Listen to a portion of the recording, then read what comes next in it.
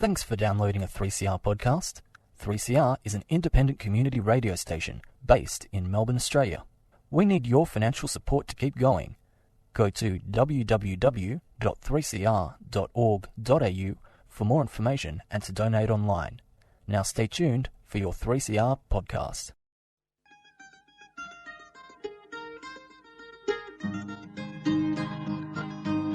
We're putting up new buildings, we're knocking down the old. We're working in the summer heat and in the winter cold. And the labour power we sell, me boys, for a hard-earned weekly pay produces mighty profits for the greedy MBA.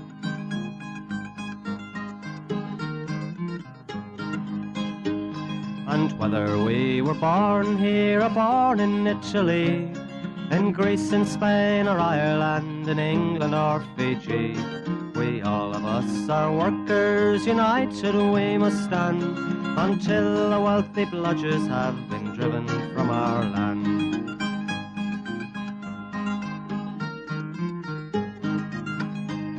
We faced deregistration, it backfired in the face. We're not fooled by arbitration, we won't stay in our place. We hit the bosses hard and fast to win and keep our gains, and break a couple of concrete pours to back our log of claims. So keep your powder dry and hold your head up high. It's class to class and face to face, our limit is the sky. We've got a fighting history and we never will be cowed. Our builders' labour is a name to make a man feel proud.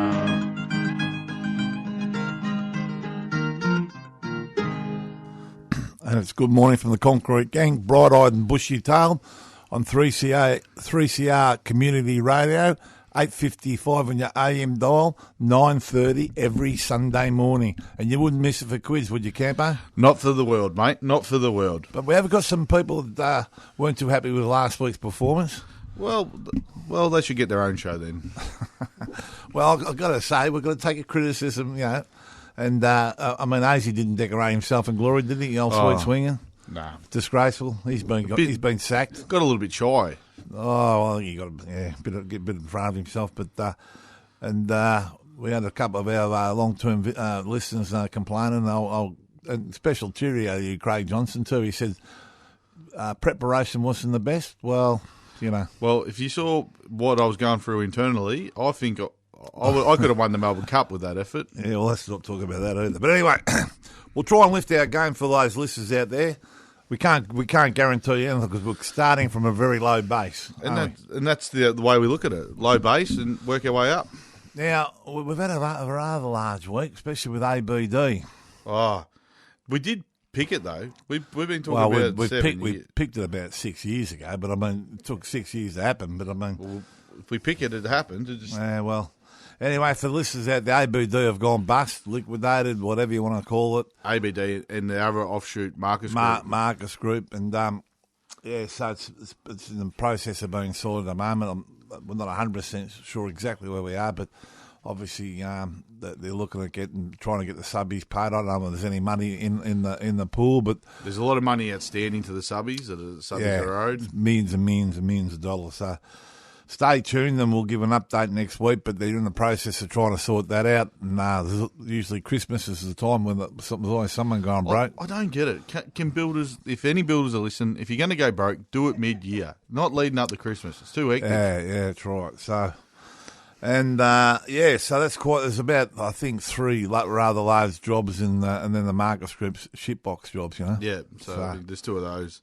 And, I think the debt's been over multiple jobs, I think, for a number of years. Yeah, I think they've been trading, insolvent for quite a while, because they seem that, like, the subbies were paying to keep the jobs going. That's how I saw it. But anyway, to be smarter people than us working that out, aren't there, young Campo? Yep. Yeah. All right, what else we got, mate? You want to talk about the draft? North Melbourne finally got a number 1 draft pick. I got it, the draft this week, obviously, Essendon's picked up some gun recruits over here. Up and up for the Bombers. Get on. You know, you heard it here. Get on. Obviously, North Melbourne, in the first time in their history, actually got the number 1 draft pick. So that's good on them. Hopefully, it's up and up for the North boys, the old chin boners. Yeah, well, keep old Warren happy. I see Archer's son's got picked up too by North, so if he's half as good as his dad, he'll be going all right. Can't read my own writing there, but anyway, that's no shock horror. And we've got one. So that time of year, there's a few turns coming up, and the BLF stalwarts get together every year to have a bit of have a drink and talk about the old times from the BL days. Tell a few lies. Tell a few porgies, and it's going to be at the Limerick Castle Hotel in North Melbourne on the 12th of December at 12 midday. So the Limerick Castle Hotel, North Melbourne, 12th of December, 12 o'clock, midday. And that probably go for a week. Well, yeah. Well, nothing as good as they used to be, but might. It'll definitely be a long night. There'll be some great old stories there. Yeah, so, and what else we got behind, mate? Well, obviously, it's the anniversary, the 167th anniversary of the Rika Stockade on the Friday the 3rd. So, and there's a celebration. It starts at 4 a.m. at Ballarat. So there's a celebration in the morning. So it's the 167th year of the Eureka Stockade celebration in Ballarat. In Ballarat. And whereabouts in Ballarat? It's a big place. The place at where is it? It's actually I've just lost the paperwork. And it goes from 4 a.m. to 6 a.m. 6 a.m. They do a service at Bakery Hill, I believe it is. That's where it is. So they do a service there at 4 a.m. in the morning. It was brought up at the branch meeting, so you get there, and if you go on the Ballarat Eureka Stockade, there's a whole raft of activities going over the course of the weekend. So sounds good, mate. Sounds good. Get in, and that's where it all started, obviously. Okay, and no goanna again? No goanna. So you might miss a cut for the break. This Christmas special he's putting together this year, I reckon it's going to blow people's minds. I've heard a snippet.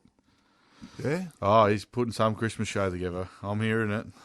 He's even died. I heard he dyed his beard white. That's how serious he's going. Yeah, I heard he doesn't have to. And the other thing is Annie Duggan's retiring. Yeah. Yep. I thought we were going to get her in next week. Well, we are. We're going to try and get her in next week. Obviously, we had the branch meeting. The branch meeting, we'll talk about that because it was good. It was a good turnout. Well, let's talk about Annie first. Annie, for people out there that don't understand, Annie Duggan's been in charge of our training unit or she started it and done a marvellous job. It's gone from just having little, the teachers used to come on the job and we'd get a smoke shed and they'd go in there and teach the workers about, train them up in different skills and all that, to now we've got one of the best training units in Australia. And Annie Duggan's the one that's been behind that from day one. Yep. And she's the one that's driven it. She's been fantastic. And also you have to mention the teachers have had down there, some of the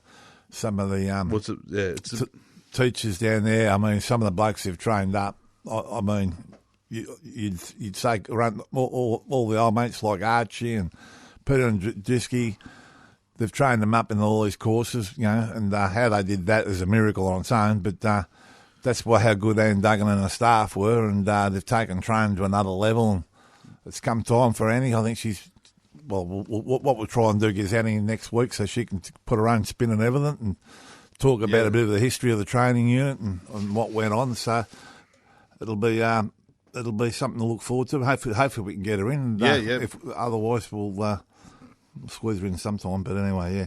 So there'll be a send off for Annie this year. Yeah, obviously, she finished. Like I said, I was about to go into the branch meeting because obviously it was mentioned at the branch meeting. She got up and spoke about something, and the secretary gave a report on what she achieved with what the training unit started with and where it is today. It's obviously the one leading in the nation, but like I said, we'll hopefully get her on next week or the week after, but especially before Christmas.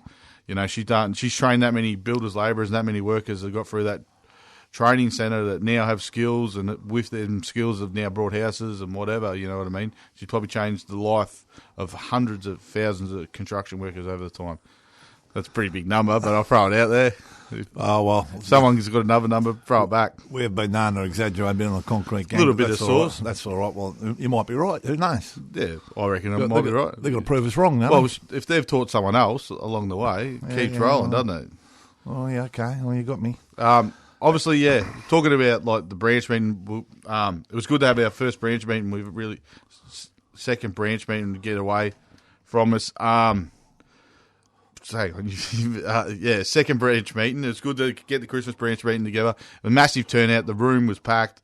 The secretary gave a good report on what's been happening, obviously with the shutdown and where we're at with COVID. And also he announced that at our office, there's a building next to it we own. And we're actually building that into a CFMEU Resilience Centre. So there's going to be a part in there for training our delegates and training people. And also, there's going to be a part in there for Indigenous people, women, mental health. So that should be built by 2022, we're thinking. Somewhere next year that should get started. So that's going to be massive for our union, And we want to get our delegates, like the Secretary said, our delegates to start delivering training to our delegates as well. So that's going to be a big game changer for us and something we can all be proud of. So what else we got, brother? Yeah, so that's just a bit on training. But as we said, if we get Ann Duggan in next week, it'll be fantastic because she can give a whole report about what's happened in the training unit from day one to now, and it can only go up from there with what the secretary talked about at the branch meeting. And many blokes at the branch meeting. Couldn't make it myself. It was the biggest one I've seen in a couple of years, obviously, because we haven't had too many, but it was packed. It was good to see. It's good. That's like a key part of our union, getting back to normal, back to where meetings. we can deliver the message, and you're not relying on third parties to get the message. So if you see the branch meetings advertised, we have them when they start back up next year. We have them one a month. So when you see it advertised, come and listen to the secretary. And if you've got questions, there's no one there to ask stupid questions. There's only stupid answers that are given. So like the secretary says, get there, have your say, and be a part of your union because it's your union. That's right. All right, so look, we'll cut to a track now. We're halfway through the show, and Campo, what have you come up with, mate? Well, the first one I've got is a Rika, I believe, the Rika Stockade.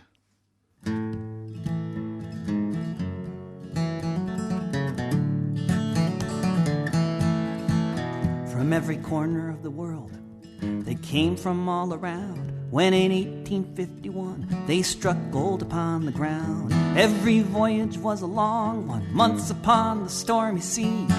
Some to seek their fortune, others escaping slavery. What they found on the gold fields was rule by brutish thugs, discrimination and taxation mixed with swinging billy clubs. The gold was getting scarcer and cops were getting worse. The diggers burned their licenses and vowed to end this curse. They swore an oath beneath the Southern Cross. They'd stand together and break the license laws. From 20 different nations they gathered here as one in Ballarat beneath the southern sun.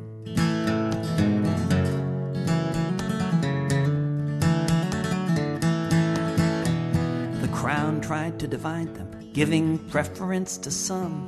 The diggers wouldn't have it. They said it's all of us or none. They built a stockade while the redcoats massed nearby, and they heard the miners shouting, "We're ready now to die." The rebel miners waited for whatever lay in store, and on one December morning in 1854, the redcoats attacked the camp. Dozens there would fall amongst these brave gold diggers who'd risen to the call. They swore an oath beneath the Southern Cross. They'd stand together and break the license laws. From 20 different nations they gathered here as one in Ballarat beneath the southern sun.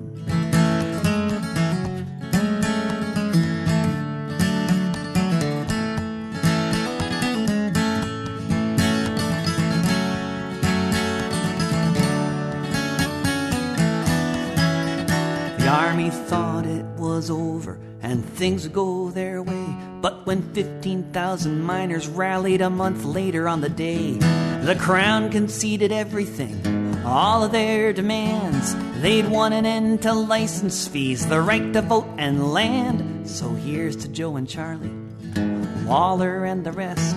They drew the battle lines and put crown rule to the test. The diggers may have lost the battle, but they quickly won the day, and those shots fired in Victoria were heard 10,000 miles away. They swore an oath beneath the Southern Cross.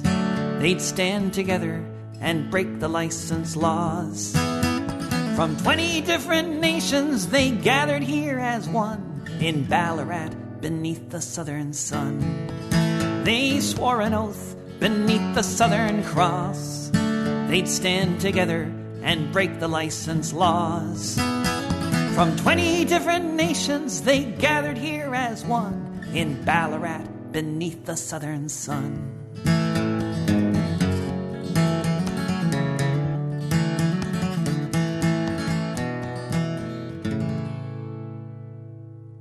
And there it was, Campo. Good song, that. What's it called again? The Rika. Oh, there you go. All right, mate. Now, what order would you like to go now, mate? Well, because you just blew for 15 minutes while that was on. I got it out of order. You should have done this. You should have done that. Well, so I'm just going to throw... You get stuff out of order. You get stuff out of order. We sit there, we have a plan, and then... Yeah, it's a bit like your songs too, but anyway. Righto. That was in order, wasn't it? Well, yeah. So what we'll do is we'll move on to the... actually, we've got to mention the RSL too, because of the poppy pull up, and when we sold all the poppies on the jobs for Remembrance Day. Yeah, it was a great effort, and I think next year will be bigger and better than ever. But I think the RSL are pretty impressed how much we made at short notice, because we only got it going in pretty short notice. I think we're about 14,000 or something. Wasn't it? In 12 days. So. In 12 days, which wasn't. It was actually 15. Wow. So obviously, well, it was 15 raised to the Box Hill RSL, and that's the one. The shoppies, or the one in my area, that's what we did there. So, and they're the ones that were talking it up. So, it was 15 we raised for the Box Hill RSL. Obviously, and they've never had, such, like they usually sell that around that area. They usually sell with all their people selling. They normally sell about $2,000 worth a year. So the boys just on the jobs around there, 15 grand. So and a couple. It wasn't other just jobs. Around there. We had the Caulfield job. And I've got to say, what a great effort out there. The blokes just didn't even worry about taking badges, just threw money in the box and left the badges behind. That's what they do. And I think that started years ago on a Coot Island job where we brought a bloke down from the RSL, and he came down the job, and he didn't want to talk about the war, didn't want to talk about anything, just wanted to sell his badges. And when he saw the generosity of all the workers coming up and throwing money in his box and not worrying about even taking a badge, he actually told a story about what... something happened to him in the war. He never, ever told anyone. So there wasn't a dry eye in the house, and unfortunately, I think it was Tommy. I think he's passed away since then, but what a great old bloke. And he said that he made more money in the poppy sales that day than he's made in the last 4 years, because he used to sell them down on Footscray. He'd been robbed and all sorts of horrible things. And so we see a lot of good things, and the construction workers are very good at that, putting hands in their pockets and helping out people. And the poppy days just another one that we're going to make sure gets bigger and bigger. All right, we can go on the scallywags now. Obviously, we want to give a rap to Simo, because obviously... Simo, the Minister of Employment. Yeah, well, you give him a rap. Simo's done a very good job. He's got a lot of people employment. We've said at the last, if you want to, there's a bit of work around, so if you're looking for a job, either ring up the labour hire mobs, or even give Simo a ring, and he might be able to point you in the right direction. Yeah, because he's been planting a few people, so he's looking for people. So give him planting a few people. Oh, well giving them jobs. People planting plants, I think. Well, people planting plants. So good work, Simo.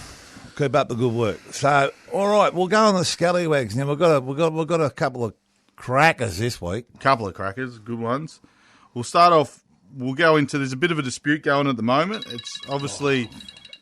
Now, that's a second time. So the first time's a carton. What's the second time? Mate, just keep going. All right. Bloody... Anyway. We'll go in. There's a few cracking disputes. The builder's labour study here. I'll get the ring again because you're gone. You're gone. So we're having a dispute with CSR. They, do the plastering and all that. Yarraville. Yeah, the boys are going for protective action for their EBA. And CSR... They also own a company called PGH Bricks, all good union members. all good, fuck it, all good union members. Anyway, they're chasing a new EBA, so they've gone obviously it's Scoresby at the PGH Bricks. They've gone for their new EBA, so they're on protective action. So they took their first action on Thursday.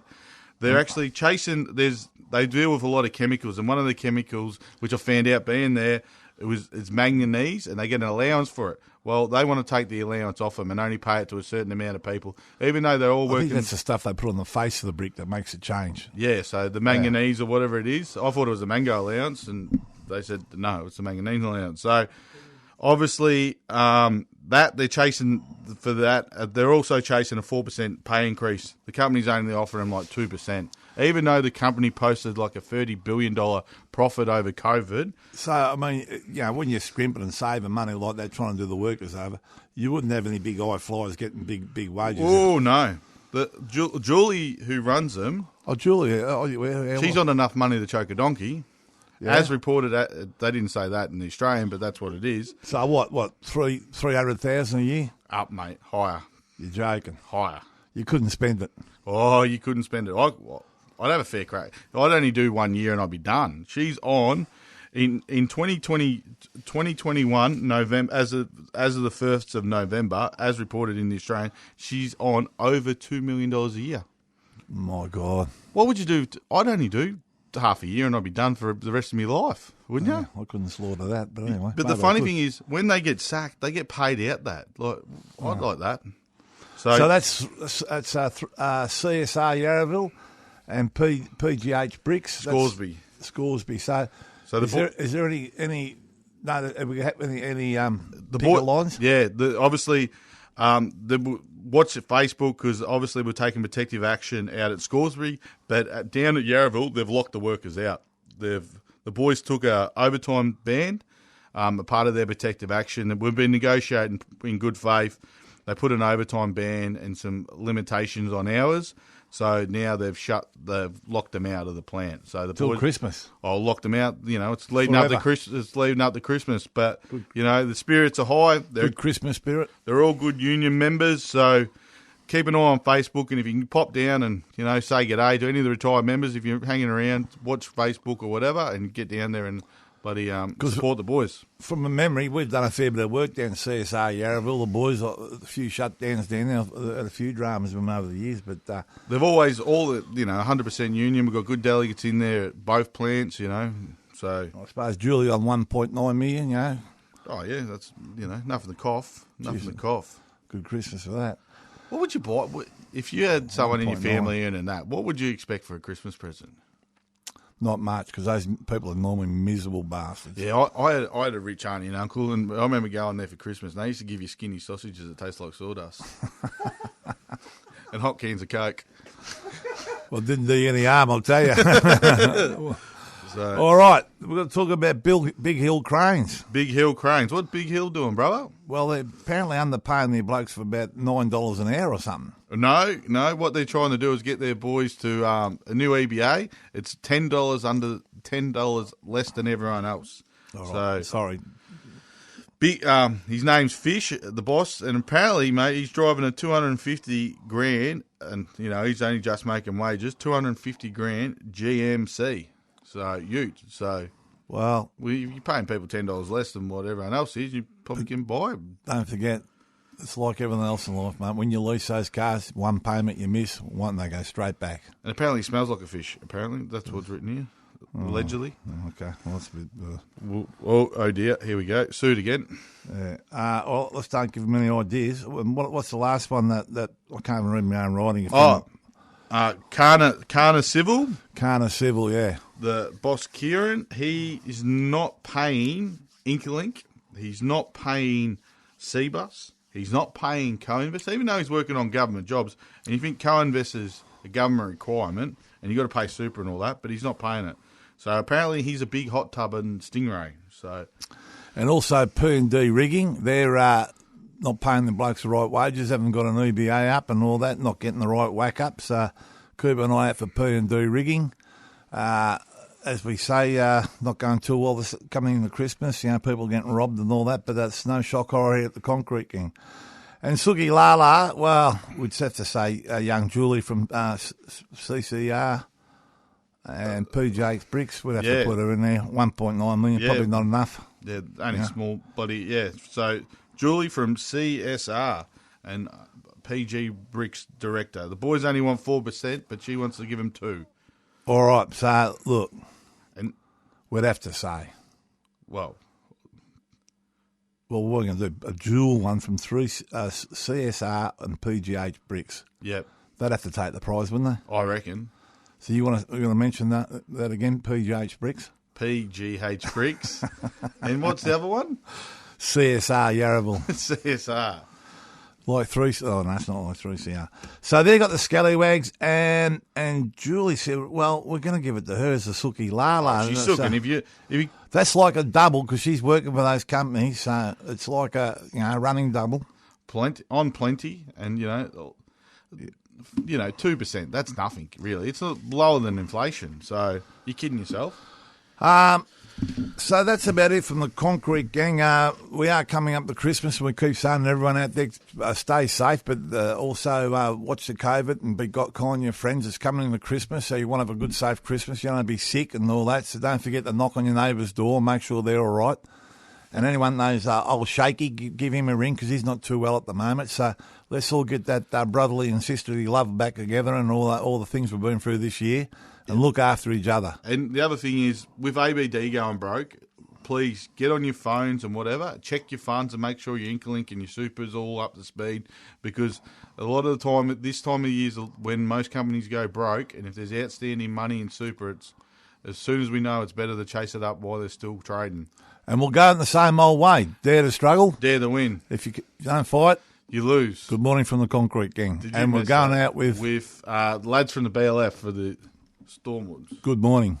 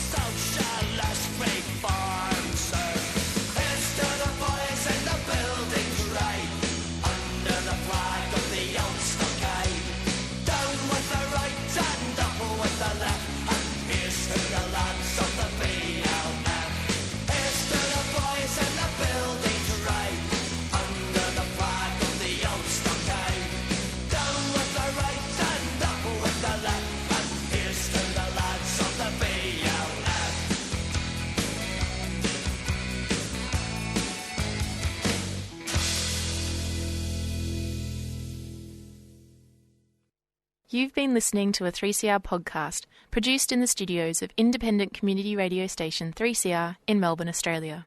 For more information, go to allthews.3cr.org.au.